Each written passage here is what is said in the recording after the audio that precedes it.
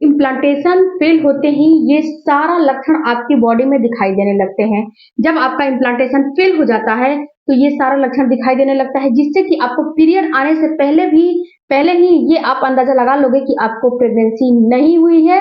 आपको प्रेगनेंसी हुई थी, लेकिन अब आपका इम्प्लांटेशन बिल्कुल फेल हो चुका है। जो सक्सेसफुल इम्प्लांटेशन हुआ था, वो बिल्कुल ही फेल हो चुका है। तो कौन-कौन से लक्षण होते हैं, आज की वीडियो में चलिए जानते हैं।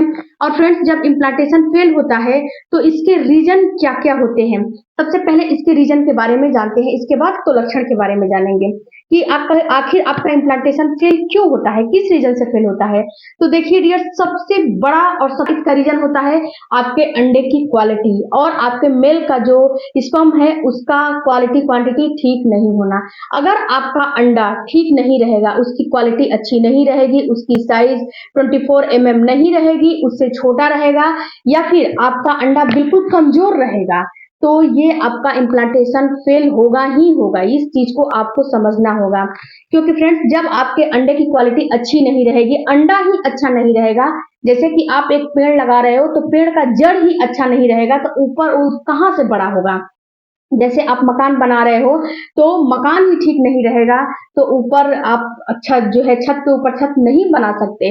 वैसे ही आपके अंडे हैं, अगर आपका अंडे की क्वालिटी ठीक नहीं रहेगी, अंडा ठीक नहीं रहेगा, अगर वो कमजोर रहेगा, अंडा जो है बिल्कुल लो क्वालिटी का, लोअर क्वालिटी का रहेगा, तो आपको जो प्रेगनेंसी हुई है, प्रेगनेंसी तो हो जाएगी, लेकिन वो 9 मंथ स्टे बिल्कुल नहीं करेगा। अगर इस कंडीशन में आप जो है आईवीएफ या आईयूआई भी करा रहे हो, तो भी फेल हो जाएगा। इसके साथ-साथ अगर आपका जो मेल का सेल्स है, जो आपका पार्टनर है, उसका स्पर्म अच्छी क्वालिटी का नहीं है, उसके स्पर्म की क्वालिटी क्वांटिटी बिल्कुल लो है, तो भी वो सबसे पहले तो आपके अंडे को फर्टिलाइज नहीं करेगा। लेकिन बाई चांस फर्टिलाइज भी कर लिया, तो उस फर्टिलाइज हुए अंडे बिल्कुल आपके अंदर 9 मंथ स्टे नहीं करेंगे, उसको रिमूव होना ही का जो इम्प्लांटेशन है वो बिल्कुल फेल हो जाएगा। इसके बाद दूसरा जो है इसका रीजन होता है, वो है फ्रेंड्स आपको रिपीटेड इन्फेक्शन होना। इन्फेक्शन को बहुत से लोग बहुत ही बिल्कुल उसको समझते नहीं है कि ये इन्फेक्शन कभी-कभी जो जानलेवा हो जाता है। इसको समझते हैं, बिल्कुल इसको लो में लेते हैं, बिल्कुल भी इसको सीरियस नहीं लेते हैं कि इन्फेक्शन जो है इसको सीरियस ले। नहीं, इन्फेक्शन अगर आपको बार बार रिपीटेड इन्फेक्शन हो रहा है, तो आपका कितना भी महीना हो, चौथा महीना, पांचवा महीना, छठवां महीना, सातवां महीना, अगर आप समय पे डॉक्टर के पास नहीं जाओगे, तो आपका जो प्रेगनेंसी है बिल्कुल खराब हो जाएगी। और शुरू में ही अगर इन्फेक्शन आपको हो जाएगा, जैसे कि आपका अभी मंथ चढ़ा हुआ है, उसी समय 2-3 दिन चढ़ा हुआ है, उसी समय आपका इन्फेक्शन आपको हो जाएगा, रिपीटेड इन्फेक्शन या फिर वजाइनल इन्फेक्शन, यूरिन इन्फेक्शन, कोई भी इन्फेक्शन हो जाएगा, तो ये आपके गर्भ बिल्कुल खराब कर देगा, आपका इम्प्लांटेशन बिल्कुल फेल कर देगा। इसके बाद फ्रेंड्स, गर्भाशय, अगर आपके गर्भाशय बिल्कुल ठीक नहीं रहेगी, गर्भाशय की लाइनिंग ठीक नहीं रहेगी, जिसे एंडोमेट्रियम की दीवार बोलते हैं, या फिर आपकी बच्चेदानी छोटी रहेगी, उसका मुंह छोटा रहेगा, बिल्कुल आपकी बच्चेदानी कमजोर रहेगी, उसमें भी आपका 9 मंथ बच्चा स्टे नहीं करेगा, इम्प्लांटेशन आपका फेल हो जाएगा।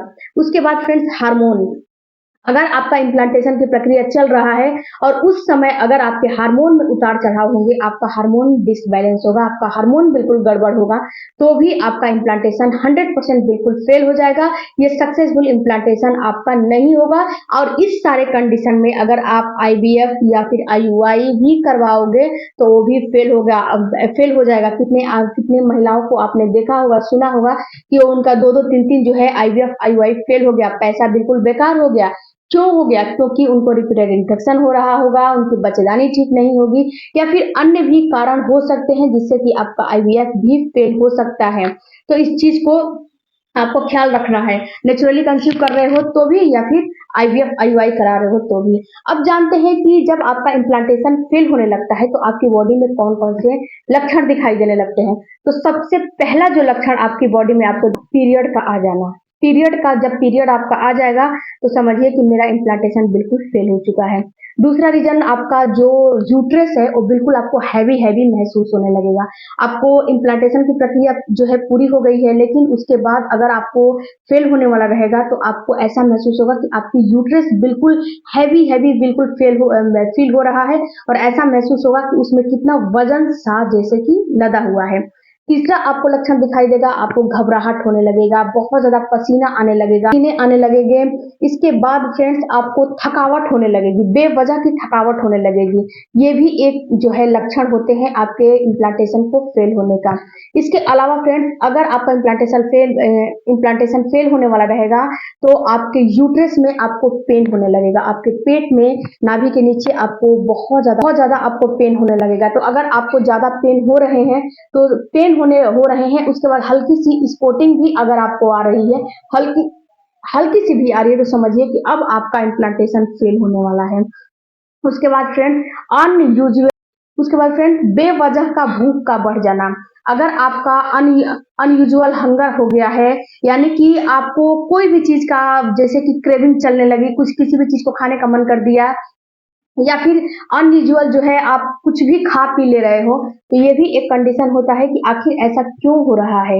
इसीलिए हो रहा है कि आपको कहीं ना कहीं इम्प्लांटेशन फेल होने वाले हैं, और इम्प्लांटेशन फेल होता है जो कि मैंने पहले ही आपको रीजन बता दिए फ्रेंड्स। उसके साथ साथ एक काम और करना है आपको कि इम्प्लांटेशन जब आपका हो जाता है, उस समय आपको किन किन चीजों का ख्याल रखना है, जो कि मेरे चैनल पे वीडियोज हैं, उस वीडियोज को आप देखिएगा ताकि आपको सक्सेसफुल इम्प्लांटेशन करने में आपको काफी हेल्प मिले।